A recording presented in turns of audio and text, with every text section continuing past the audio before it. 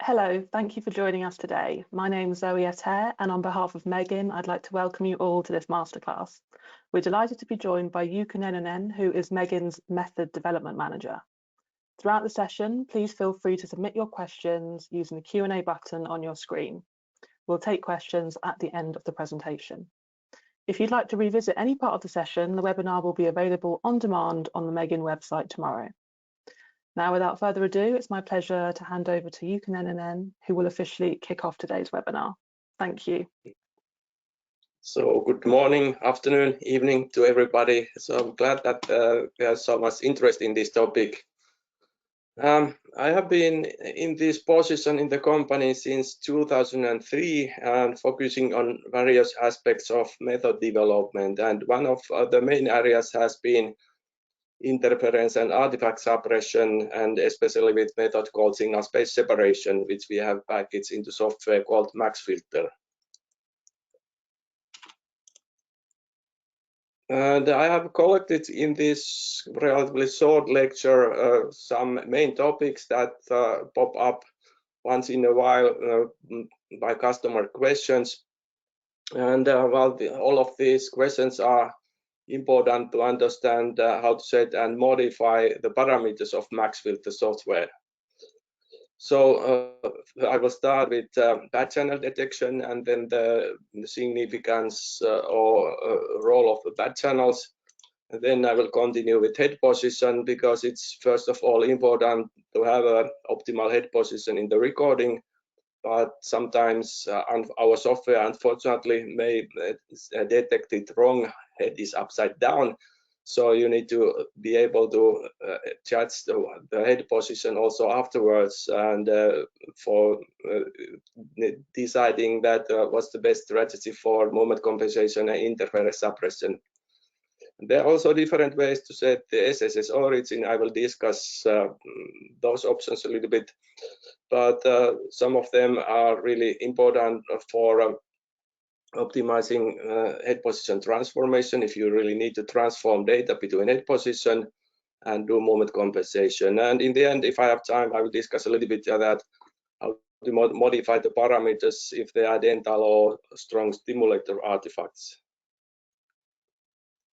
So a little bit repetition. I assume that most of you are already familiar what is signal-space separation and hopefully have used MaxFilter software or the open source version.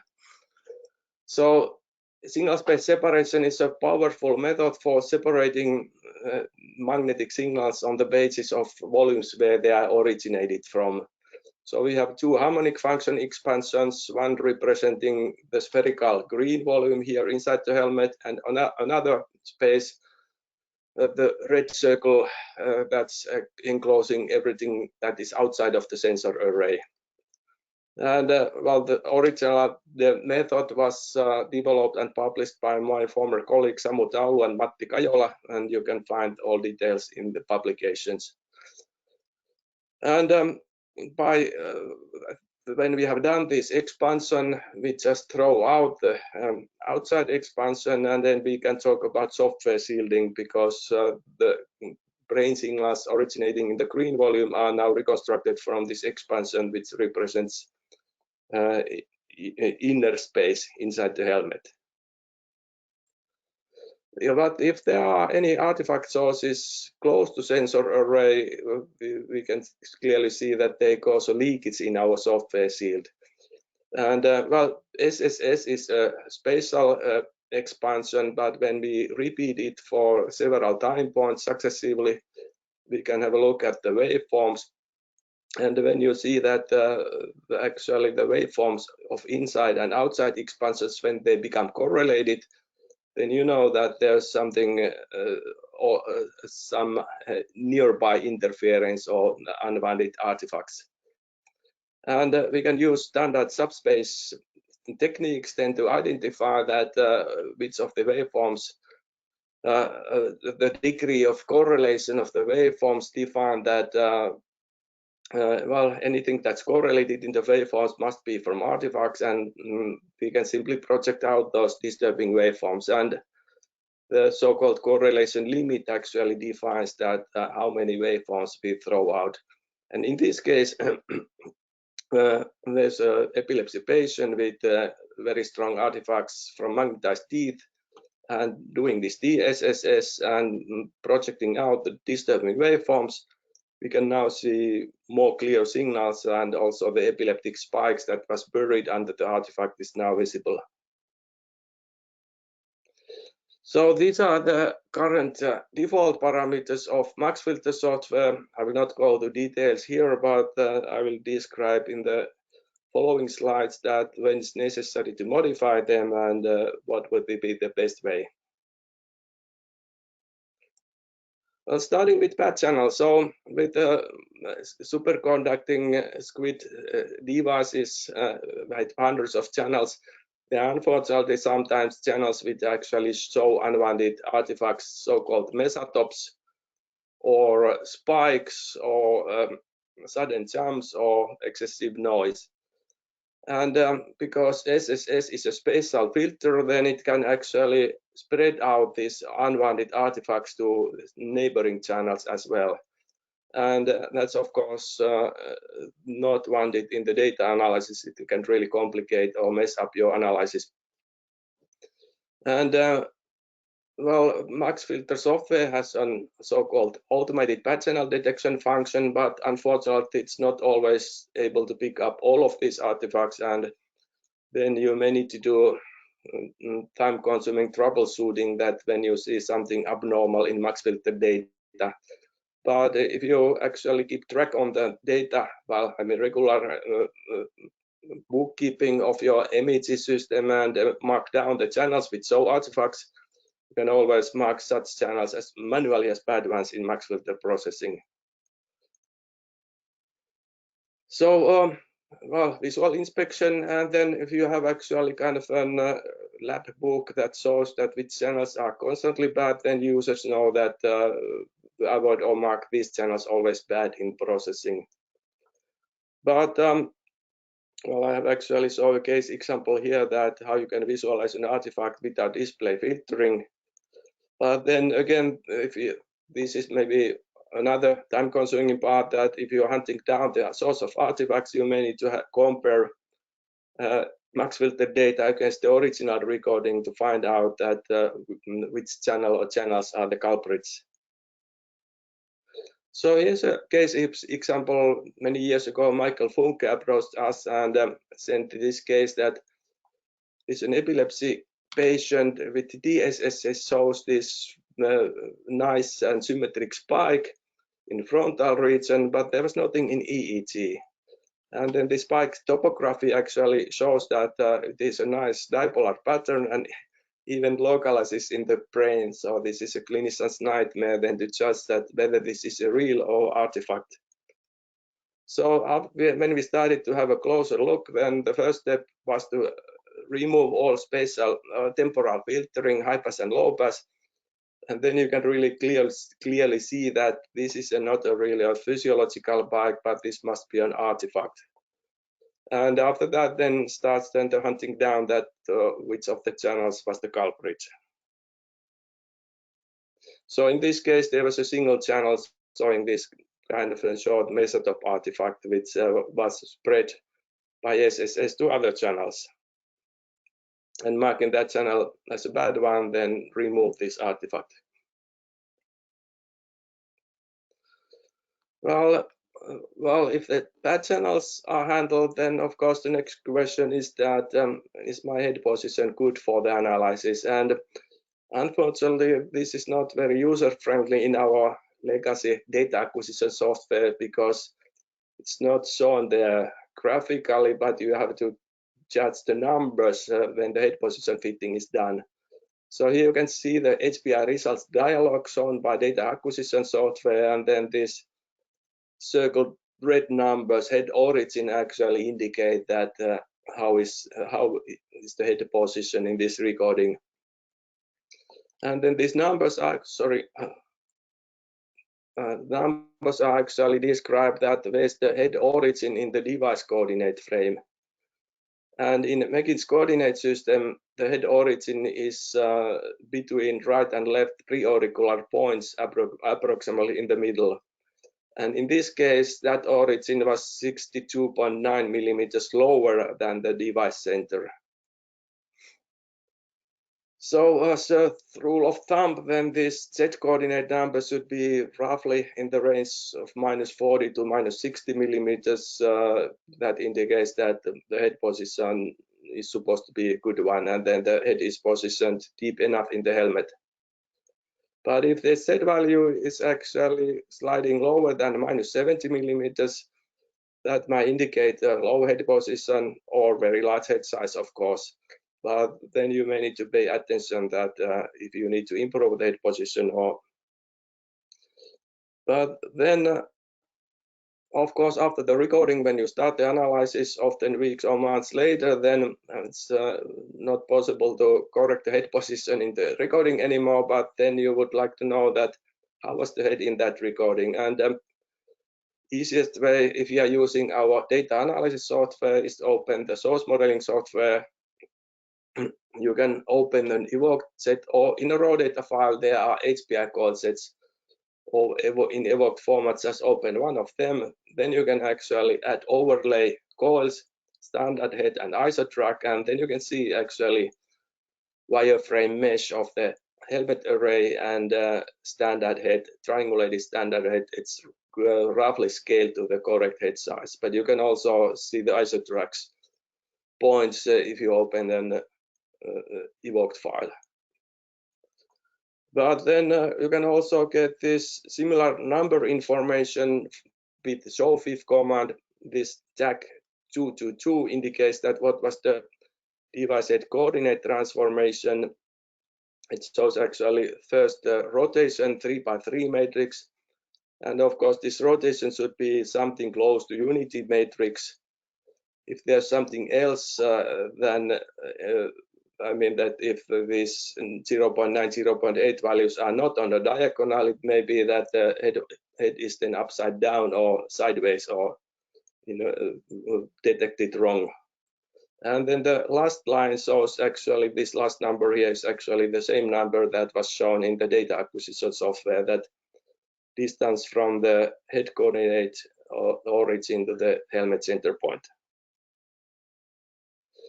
So we have actually developed and right now making a fixed version of this so-called head position display tool.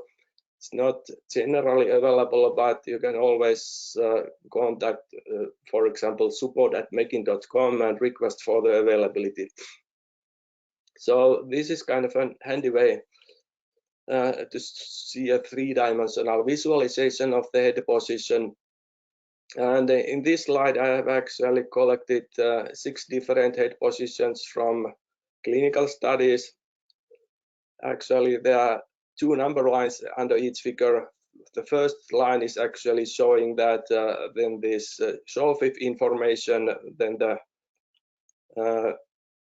showing that there is the device origin in the head coordinates, and well, then now this is the opposite than in the data acquisition software. That's why then the number Z value is here positive.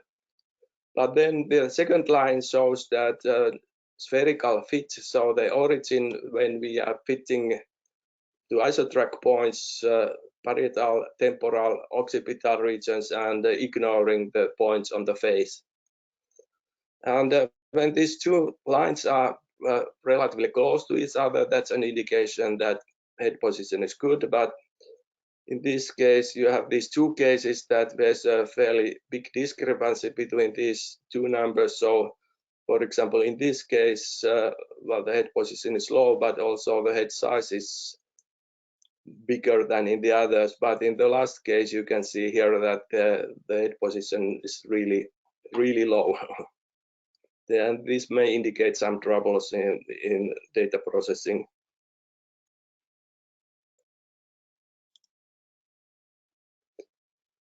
So the next task is that how to select the expansion origin. And of course, our default value is set so that it should almost always produce reasonably good results.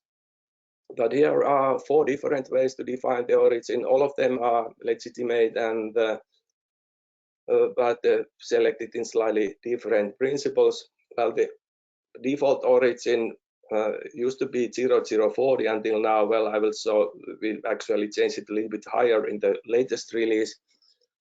But then if you have MRI, then we always recommend that you could make a fit mark points on the inner skull and then to make a spherical fit and use this origin both for SSS and for source modeling with spherical head model. So it's of course also possible to fit sphere to all isotrack points. Well, of course, if you have a lot of points here on the face and on the nose, then it actually pushes the origin lower and a little bit more towards the face. But then actually in the latest MaxFilter, we actually modified this a little bit, that if we leave out then the points on the face and below Z, then we usually get the origin a little bit higher. So default origin used to be 0040, but then I was actually playing and doing this fitting of two isotrack points of 44 anonymized subject and patient recordings of different ages and different sites, and actually the mean is roughly 0055. So that's why we decided to change the default origin in the latest release. But well, if you actually install the latest release, you can always edit this MaxFilter default files and change it back to 0040 if you still like to continue the old default value. So the recommended ways is that, well, if you're always using MRI, then mark points on the inner skull and make a spherical fit there. But if you don't have MRI available, you can apply an origin fit to isotrack points on the occipital, temporal, and parietal areas, and usually that gives a reasonably similar result than this points marked on MRI data. And this is actually default behavior now in our latest source modeling software XFit and also in the latest MaxFilter release. Well, the next recommendation is to use standard origin 0055. And well, of course, then if the head position is very low, then you have to apply special care. I have actually one example here on, I think the same example I showed earlier, that with really low head position, and plotted here then the helmet sensors overlaid on MRI, and 0040 is here almost at the edge of sensor array. So this is supposedly not giving very good results of SSS. And then when fitting sphere to isotrack points, then it gives a little bit higher, but still very low. And in this case, we pushed the origin much higher, 0080. Now it's covered better by the sensors, but it's not anymore following this curvature of the spherical curvature of the head, but it anyway gave a little bit better results for tSSS processing here. So that, well, unfortunately, in some patient cases, you may occasionally see data like this, and then you have to maybe proceed case by case then to decide that what is the best way then to try to clean the data. So movement compensation is the next task. So if the head moves in the study, then it's necessary then to detect then the movement and then to compensate and reconstruct the data back to static reference head position. And if there are movements, then there are very often also this kind of a nearby artifacts. Is anything magnetized in or on the head, then it can give a very notable artifact waveforms that are proportional to the head movement. And that's why then with movement compensation, you almost always also need to use tSSS together. So this is actually default processing from the command line. You select these options ST and move cop, or in the graphical user interface, select this movement compensation with tSSS option. But depending on the case and then the kind of an degree of artifacts or disturbances, well, of course, bad channel detection and marking is always a good idea, that if you know them in advance, just mark them bad ones, even if you are using tSSS. And the correlation limit and buffer length may also need to be adjusted if they are, for example, sometimes very strong magnetized artifacts from dental work or stimulators. And if the, well, I will talk a little bit later about these parameters with stimulators. Well, there's one example when actually I was the test subject here, so years and years ago. In this recording, I did gradual movements downwards. Then the lowest coordinate is the Z coordinate, so it was moving down and then gradually back up, and then in the latter part also some rotations. Well, this is the MaxFilter log showing the initial head position, so that this initial value is good. Actually, I plotted with the head position display tool how this initial position looks like. And then the reconstructions from selected some single set epochs at different phases of the recording. In the initial head position, well, this single set epochs look good after tSSS. Well, the stimulus artifact, well, don't mind that, but when the head was 30 millimeters down and then this epoch was reconstructed back to initial position, you can already see some reconstruction noise, mainly here on the frontal top channels. And then when the head was even lower, 45 millimeters, then this orange curve show already quite notable reconstruction noise, both on the stopmost channels and already also on the edge channels. And in the lowermost position, this looks almost hopeless to get anything sensible with movement compensation. Well, this is kind of an extreme example that our standard MaxFilter regularization is not able to handle well more than maybe 25-30 millimeters movements, but well, there may be we have actually a research extension. I'm actually not talking about this extension too much in this talk, but we are working on the better regularization to reduce this degree of reconstruction noise and to tolerate even bigger transforms than 30 millimeters. But anyway, I mean that generally that in your studies that if you can limit the amount of movement or transformation, it's always better for the data quality as well. So the next topic is head position transformation. So again, discuss here briefly that what's the effect of different origin choices. So these are actually 4 different origin choices fitting to all ISO track points, then this previous default 0040, and then this fit to all sensor. This was actually done, spherical fit was done first in device coordinates, and then the result was translated to head coordinate frame. So this is the case C here. And then fitting to MRI points in case D. So there's not much difference between the origins that when we apply just tSSS and no data transformation. So these are 4 different curves, 4 different origins, but both single response tSSS epoch and average tSSS epoch, so very similar results. So even though there are relatively large differences in the origins, though they are still giving more or less similar tSSS results.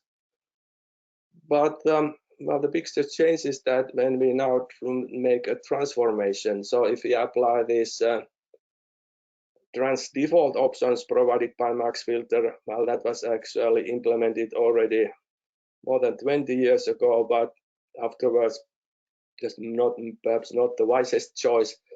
But trans default means that then this from this each origin, then the head position is pushed so that the SSS origin coincides with the device coordinate origin. And now that these transformation distances are very different between these four choices, and you can see that there's already quite a big difference in this trans default option outcome.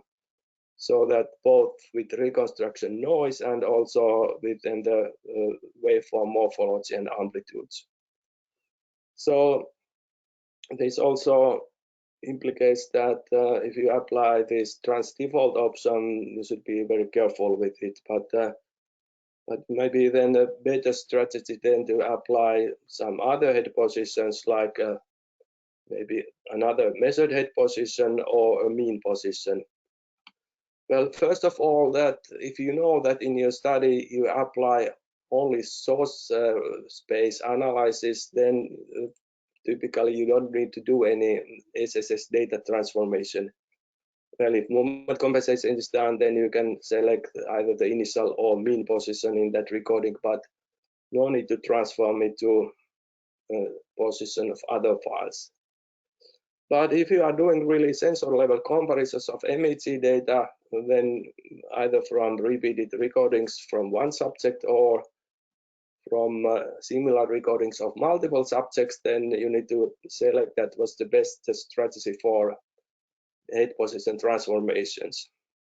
Well, trans default, as I want that the result depends very much on the origin choice. So this may be better to apply another head position or in another measurement, or then estimate the mean position over your files, either repeated files of a single subject or files over multiple subjects. And again, I've written a small utility program, fifth mean trans, that could be handy, but unfortunately that's not generally available yet. But you can again contact support@megin.com that if you are interested to know more.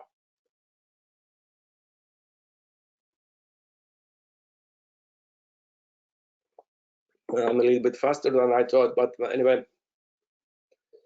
Then the next item is that what to do with patients with therapeutic stimulators or like a vagus nerve stimulator, deep brain stimulator, responsive neural stimulator, and so on. And sometimes this can be really tricky, that if you have this modern stimulator with digital electronics and even an iPad control, so they can be a real nightmare for trying to clean the data. So because especially if you have anything controlled with iPad, it can also produce radio frequency disturbances in addition to these wires and sensors direct disturbances. Any dental work, dental braces and bridges can be really strongly magnetized and may require some tuning of the parameters. And well, of course, there can be also other magnetized sources. Well, for example, cochlear implants are usually too strong artifacts, so they saturate too many sensors, and then you probably cannot clean the data.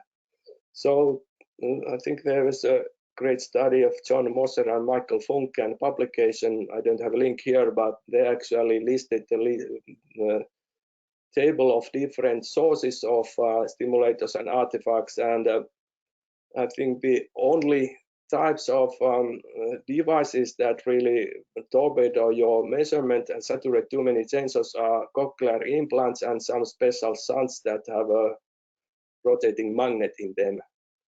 But otherwise, generally, these stimulators or magnetized pieces are not an exclusion criteria for MEG studies.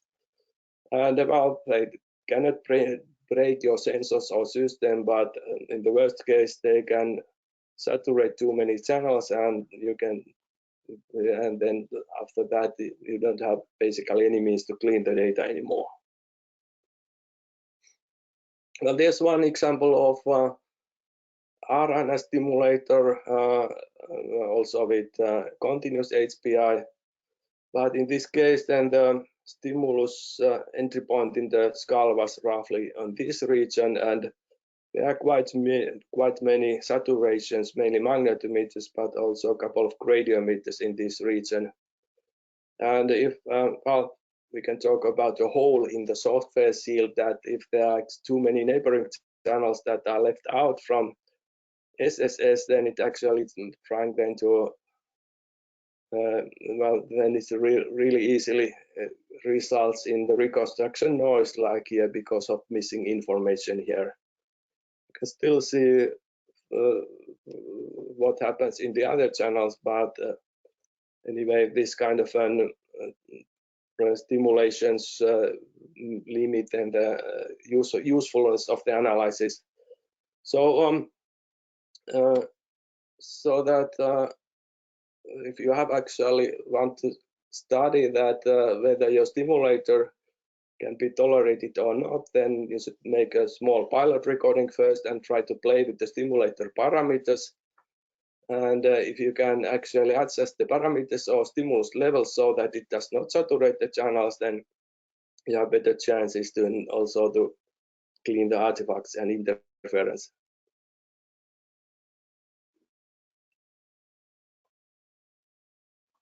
Well, here's another example of a DBS study that's actually published a couple of years ago in this paper.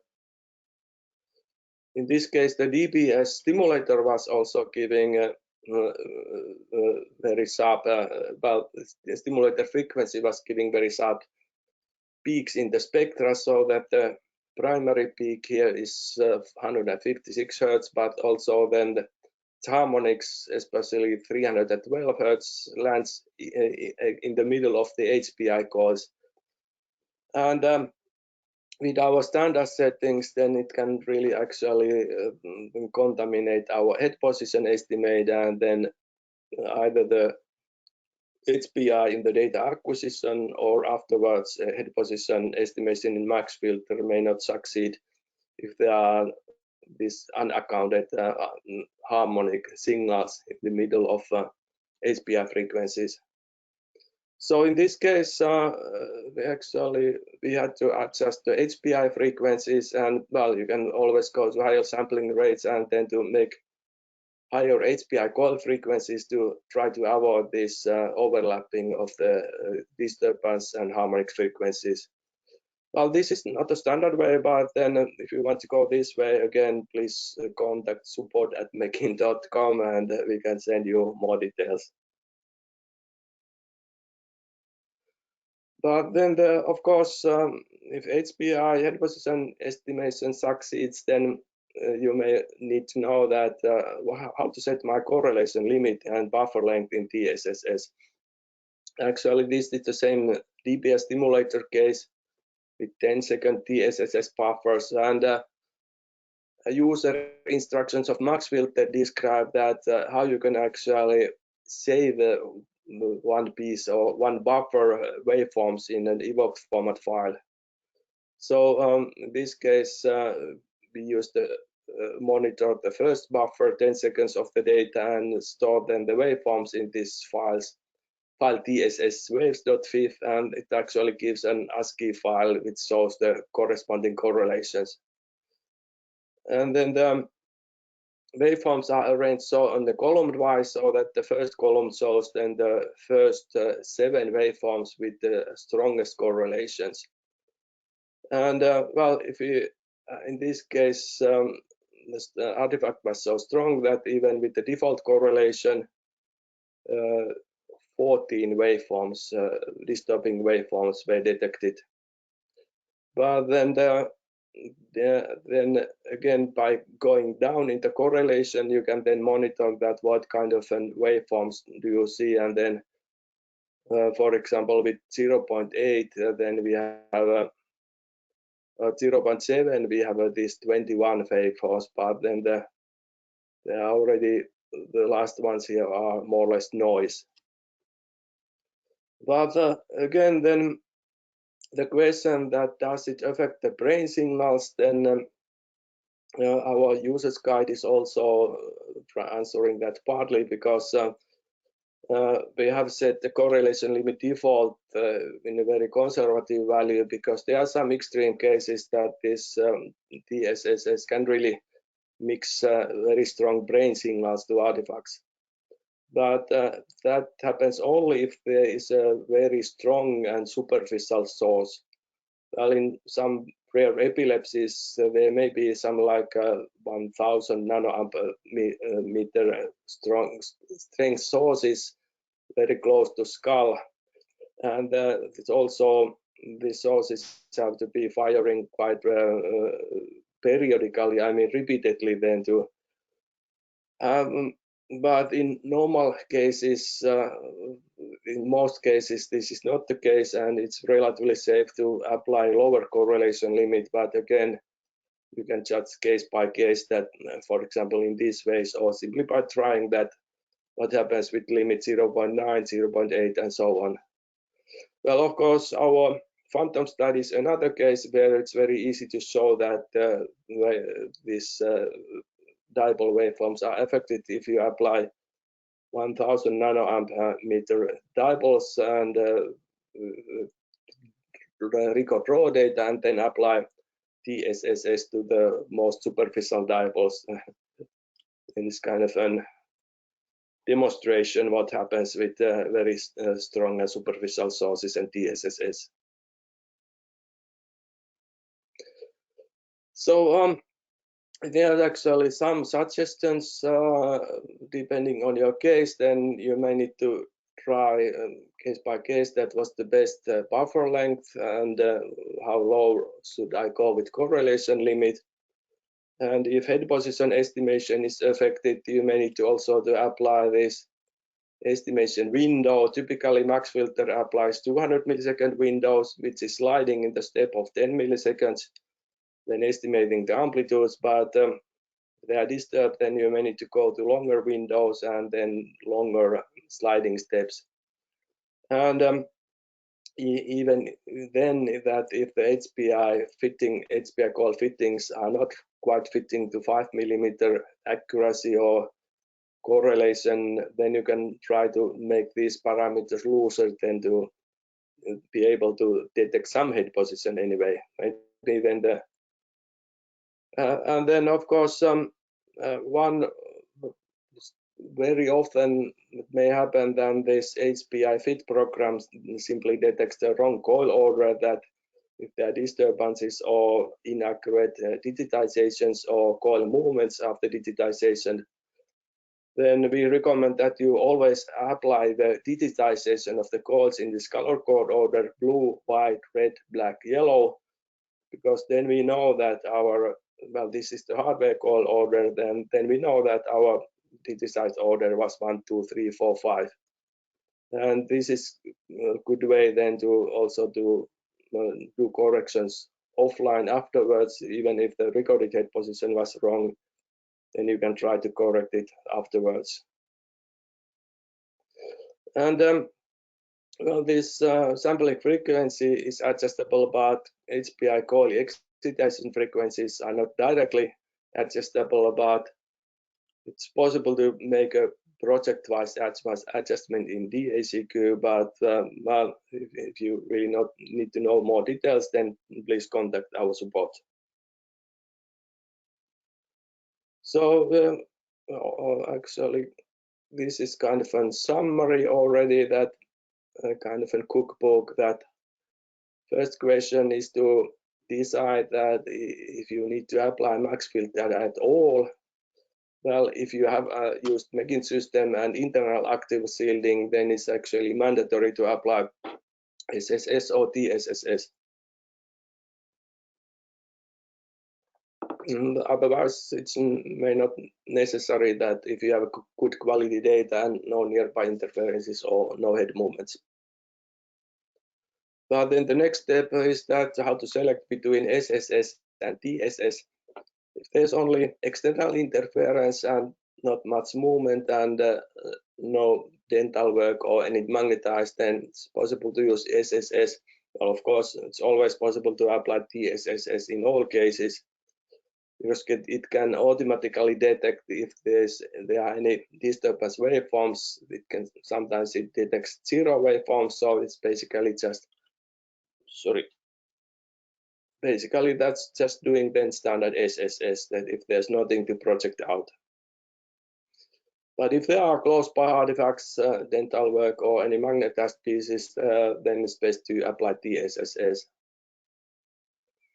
And tSSS parameters that the default length is 10 seconds, but then they may need to do a little bit experimentation to see that what's the buffer length in your cases.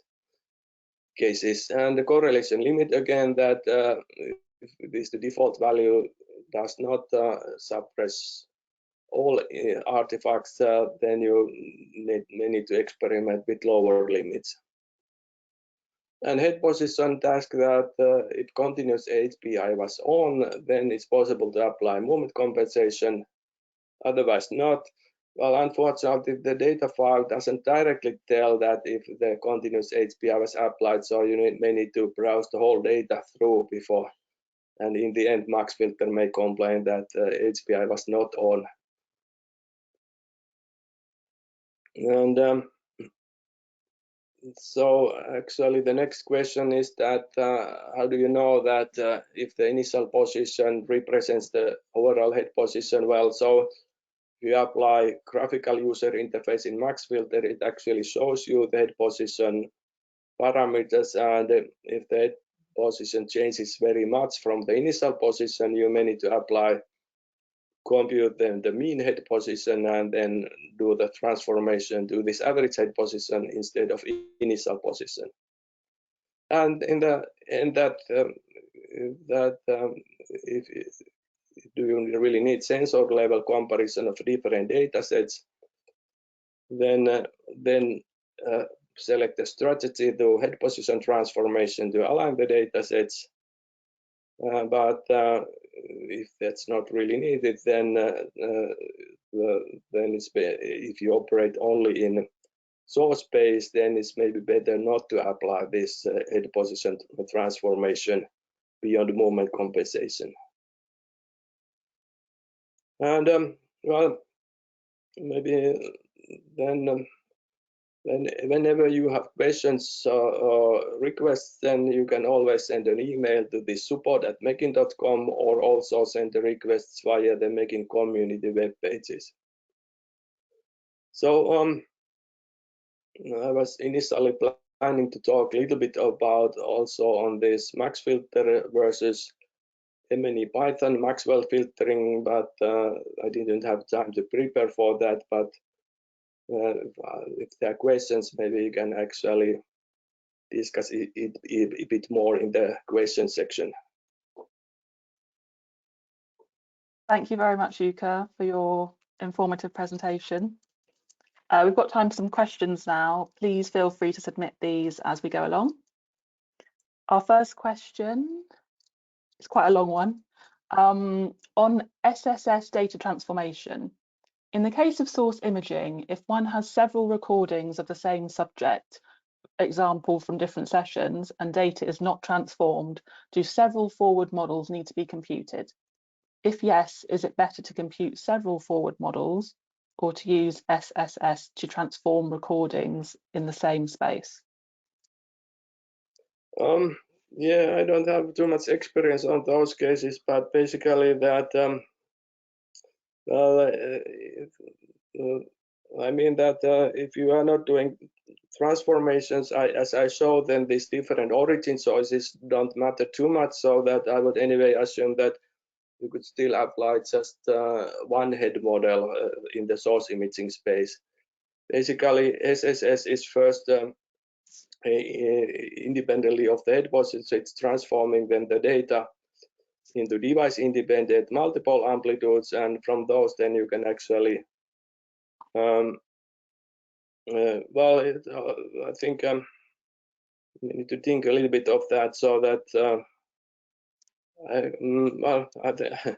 just to maybe do some experimentation first to see that with a small set that is there any difference that if you apply transformation to the same head position or not.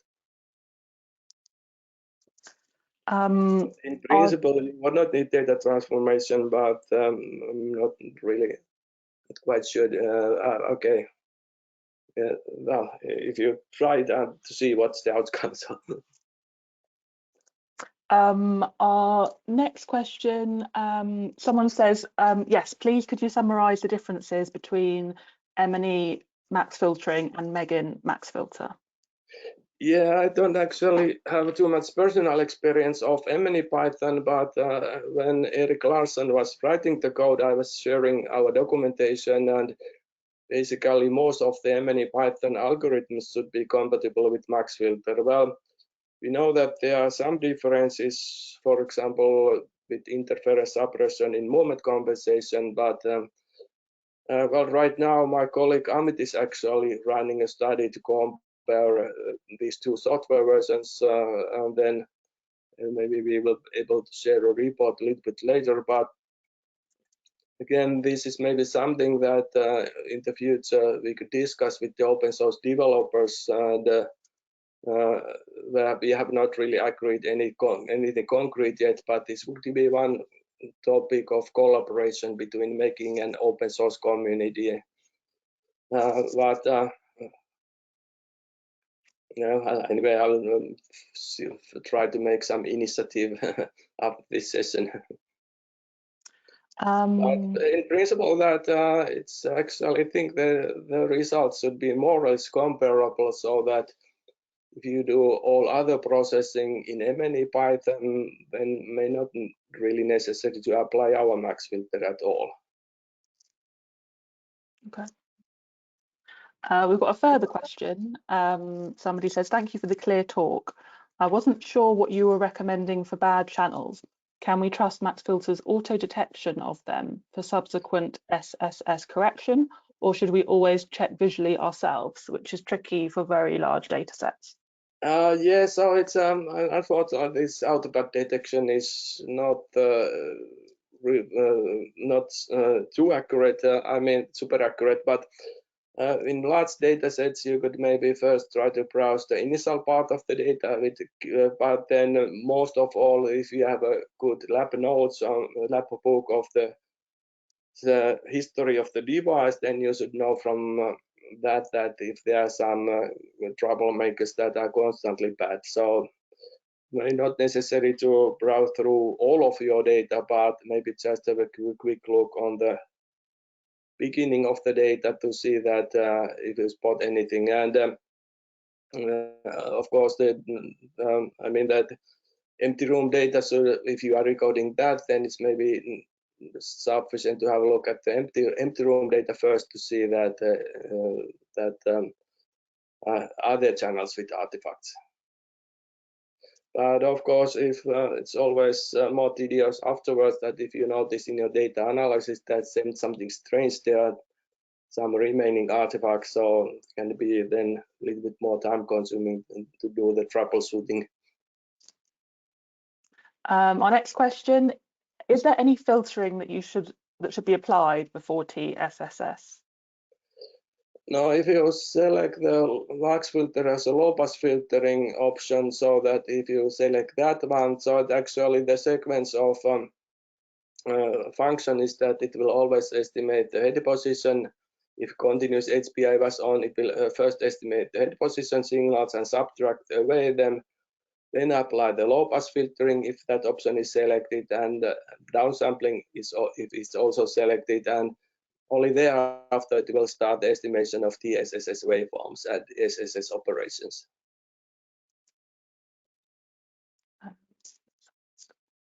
Our next question, thank you for the excellent talk. If the patient has CSF shunt, not MEG comparable, how do you record this patient? We were not able to start acquisition due to massive artifact generated by CSF. Thank you. Again, well, if it's you can always try to make a pilot recording, and then of course that if the artifact is too strong, it may actually then sabotage your head position estimation, and then the system complains that cannot get reliable HPI feeds. But even then, you could maybe record a short piece of data without head position information and then to monitor it with offline data browsing to judge that if there are saturated channels. And well, if there are more than a handful of saturated channels, then generally then you may not be able to clean the data afterwards. But if there are, but in otherwise you may still have actually some chances then to try to continue and then try to clean the data afterwards. And again, then you can always approach support@megin.com and then maybe send a piece of example data then to discuss that what would be the options, because sometimes well, if you need to tweak some measurement parameters, if it's possible, that could be one way, but otherwise, well, case by case.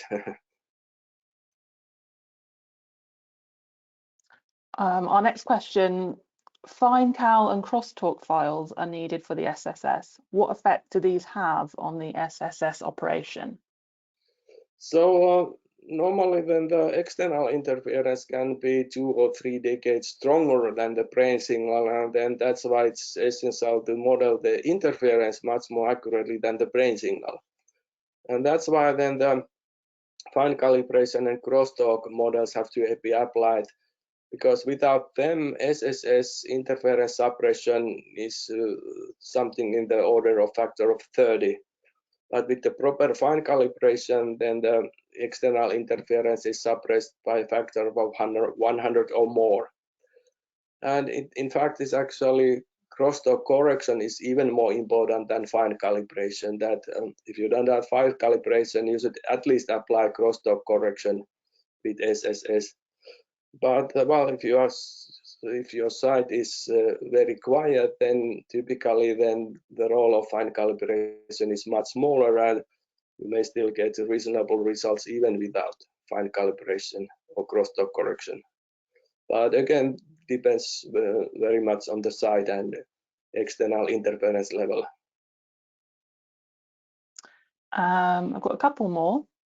Is it possible to ignore some CHPI while computing head positions? We would like to use additional CHPIs to track moving facial parts. Ooh, sorry, I'm not sure if I understood the question. So can you repeat? Is it possible to ignore some CHPI while computing head positions? We would like to use additional CHPIs to track moving facial parts. I'm not quite sure. So because typically you need all CHPI information then to extract then the HPI coil amplitudes of each HPI coil, and then to compute the coil positions from them, and then to compute the coordinate transformation between HPI fits and digitization. So I'm not quite sure if I understood the question correctly, but typically you would anyway need all CHPI information, or well, of course, if you don't want to apply it continuously, you can also apply it periodically just to check the head positions, but that's a slightly different case, but so-called intermittent HPI. And we've got one question that follows on from an earlier question. Under what circumstances do we need to update the cal and crosstalk files? Well, typically these are very like SSP vectors that only if something in the environment changes, for example, new construction site or new elevators, or well, of course, if there are some electronics or sensors are replaced, then our service usually recalculates the fine calibration. But well, most often that if there are some changes in the measurement environment, then they are needed to recompute. The next question, your suggestions for parameters and alternatives seem to rely on the correct man's line. Is the MaxFilter GUI still supported, and could we get direct examples on how to run your suggestions in that GUI? Well, I think our user instructions and customer training videos are trying to kind of ensure that how to use the MaxFilter graphical user interface. So basically the default values have been set by our experience to the values that they should be give reasonably good results in almost all cases. So in most of the cases at patients, you could simply apply then the default values and just select then the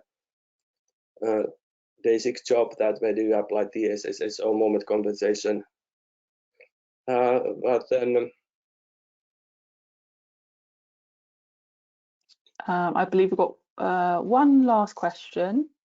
Thank you for the interesting talk. Will it be possible to use SSS/tSSS type methods with OPM MEG?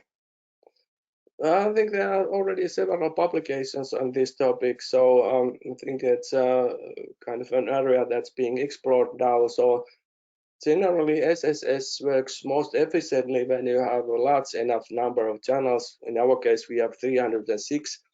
But in addition, you should also have at least 2 sensor types or measurements from 2 directions, radial and tangential. So there are no kind of a fundamental obstacle that SSS would not work with OPMs, but practical differences are that still then the relatively low number of channels, and also then the also you should know then the sensor positions and calibrations quite accurately to make SSS effective. So there's still practical limitations with OPMs, and sometimes then other strategies may actually be better than SSS-based approach. Wonderful. So, that's all our questions for today. Thank you. Maybe a couple more minutes. So it's actually there are some interesting research extensions as well, like temporal noise suppression by recent papers of Samu Taulu and Erik Larsson, and also extended SSS that you can also apply statistical patterns besides the deterministic SSS patterns. Well, there are publications of them, and I believe that these kind of extensions are available in the open source Maxwell filtering. So explore, and also please report to us that if you experiment with them. So I'm also curious to know that how well these new extensions work, and that's again one of my tasks then to keep an eye and then try to test and develop further extensions to more efficient interference suppression. But of course we are working on the medical device software, so it's really slow and painful then to bring new features to MaxFilter, but working together with open source community is much more faster way than to play with new extensions and developments and testing. Wonderful. Okay, so we'll keep you informed that if we manage to talk with the open source community that, and hope to arrange something in together, common together with them. Definitely, we'll put that in for a future masterclass for sure. Right. I think those are all of our questions for today. Huge thank you, Jukka, to yourself for your time today and for delivering such an excellent masterclass session. To all our attendees, we truly appreciate you joining us. Thank you for all your questions, and we hope to see you again soon. Goodbye. Okay, thank you. Bye-bye.